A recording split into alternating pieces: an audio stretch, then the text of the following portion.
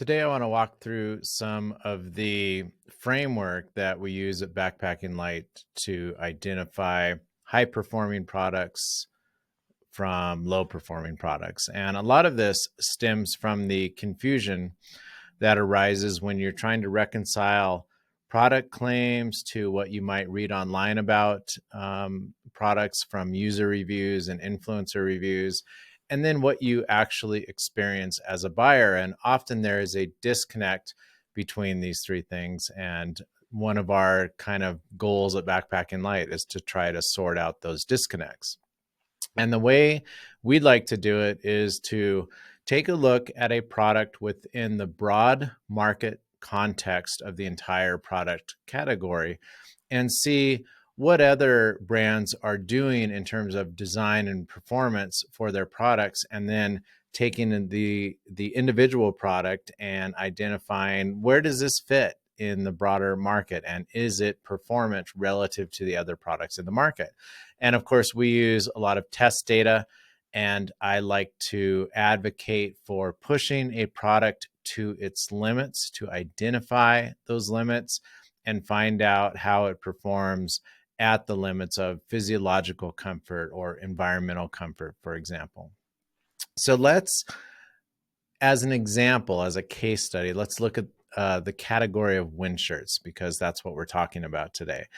If we look at the Patagonia Houdini, full stop, it's one of my favorite wind shirts for many, many years, but it's a different product now in the context of wind shirt trends towards higher MVTR and higher air permeability than it was when this first hit the market, 10 or 20 years ago, 15 years ago, I guess. So the Patagonia Houdini is kind of the most iconic wind shirt of our generation. It's $110, which actually is fairly reasonable in the context of today's market. And it weighs about 3.7 ounces. Now, this seems light for a full zip hooded jacket. We'll examine whether or not it's light in today's context. I'm going to pick on the Houdini a little bit, but I will acknowledge that it has a use case. I'm going to talk about that towards the end. But let's take a look at the specific marketing claims. This is from the brand's marketing copy. And so one of them that exists in the product description for the Houdini is that it has weather-resistant protection for high output endeavors. And we can talk about that a little bit. Another claim is that it's featherweight. It's made of featherweight, 100% recycled nylon. It has a durable water repellent finish, and it can resist light moisture.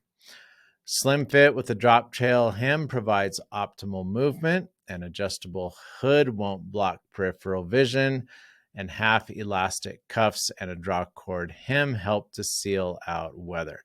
Okay, so these are all marketing claims promoted by the brand in their marketing copy. Let's examine these in a little bit more detail. So specifically, if you read it has weather-resistant protection for high output endeavors, you are inclined to believe that there is some measure of both storm protection, that's the weather-resistant part, and breathability, that's the high output part. So we assume that this is an appropriate product for those two cases.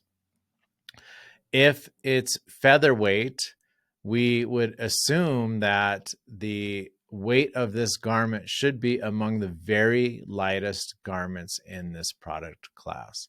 And then we see durable water repellency, resists light moisture, and so we infer that there is some rain resistance to this garment.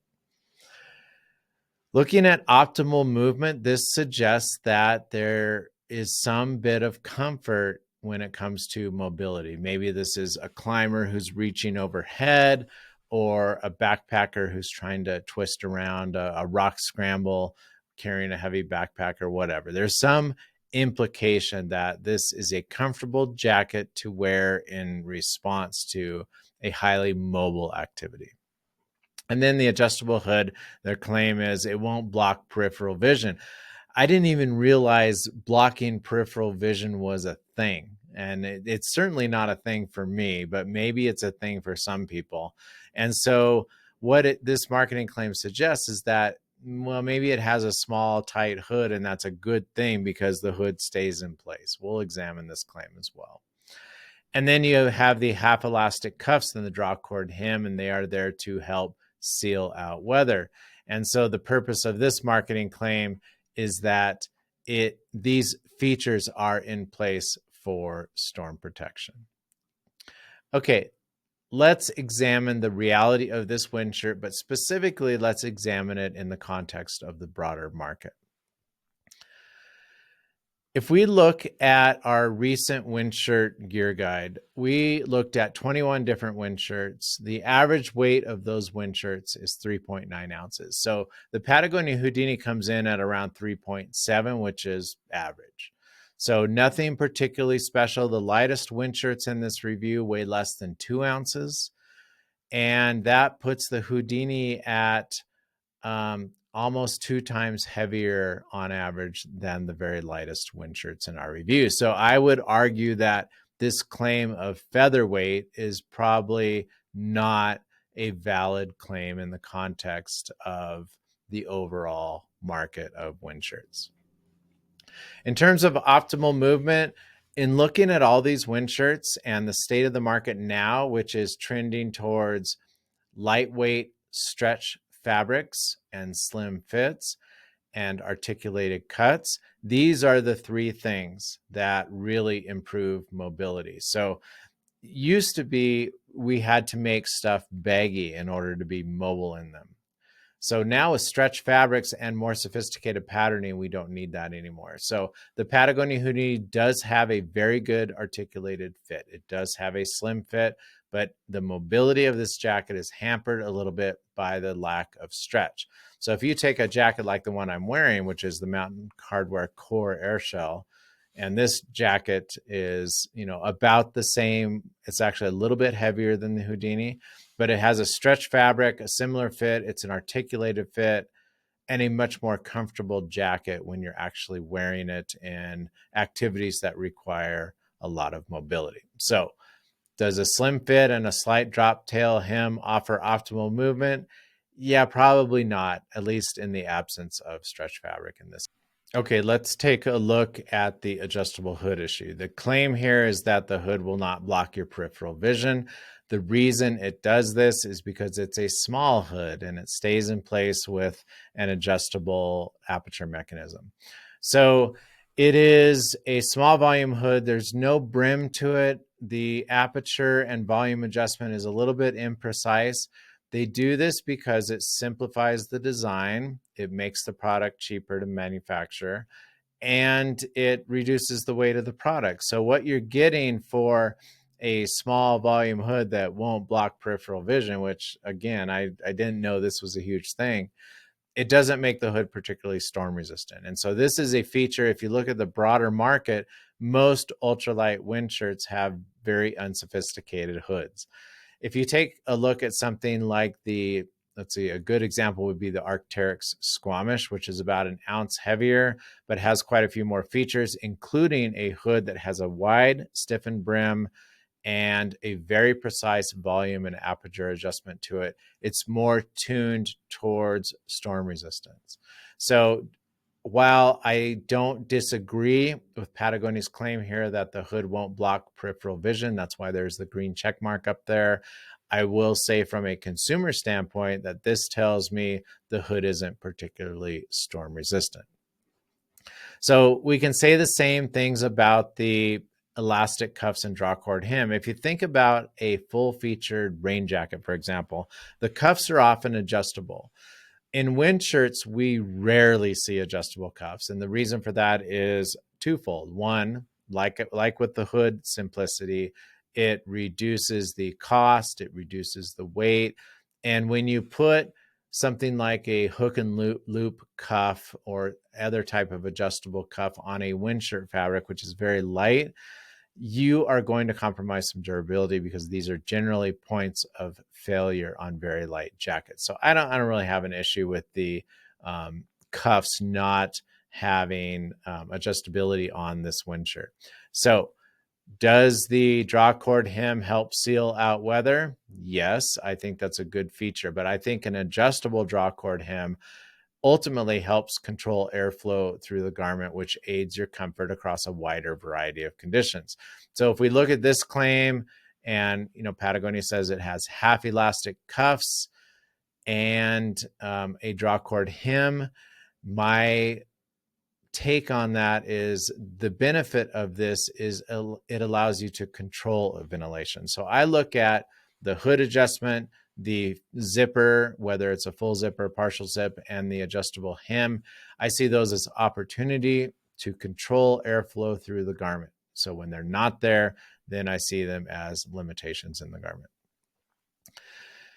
In terms of rain resistance, we've got a marketing claim here that says durable water repellent finish and resists light moisture. The reality, though, in the field is that most of these wind shirts, which have the same exact claims, wet out in a matter of minutes in a very light rain.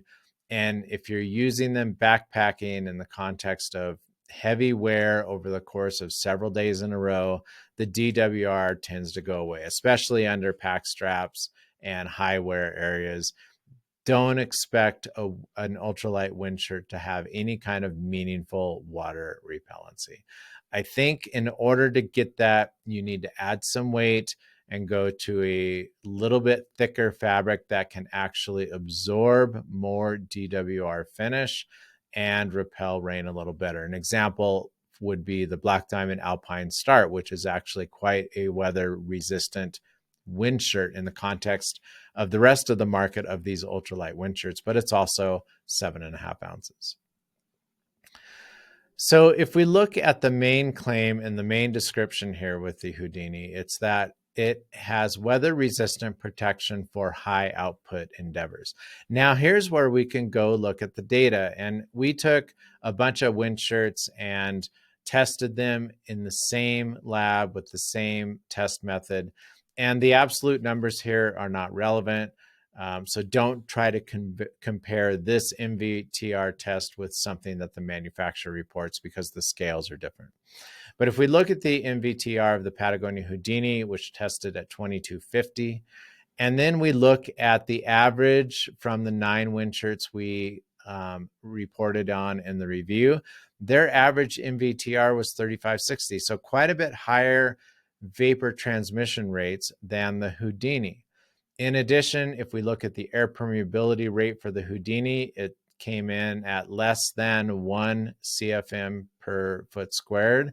And if we look at the APR, the average APR from the 9 wind shirts in this review, we're looking at an average of 21 times that. So is the Patagonia Houdini weather resistant? We dealt with that in the last slide. The second question is it suitable for high output endeavors?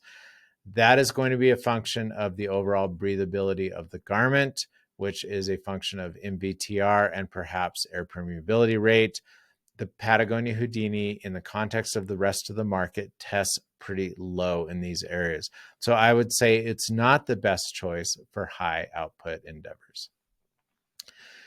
So the Houdini does provide some benefits. It does provide higher wind resistance, and it retains more heat than today's average wind shirt. But it is not feather light, it is not rain resistant, and it is not optimized for movement. So I do think there is a use case for this particular garment, but it's disconnected from what the brand is claiming are its key features. We dealt with a lot of this in the most comprehensive wind shirt gear guide that we've ever published. And I've put a link to it at the bottom. It's backpackinglight.com/windshirts. And I think this gear guide is a really powerful tool for being able to look at the overall market context of wind shirts and identifying where a particular wind shirt fits into that broad overall market. And I hope it provides some value to you so that you can get a big picture view of all the wind shirts that are on the market, and then be able to decide what are my highest priorities as a user and you can use this guide to select the right wind shirt for you with the right combination of properties, features, and design attributes.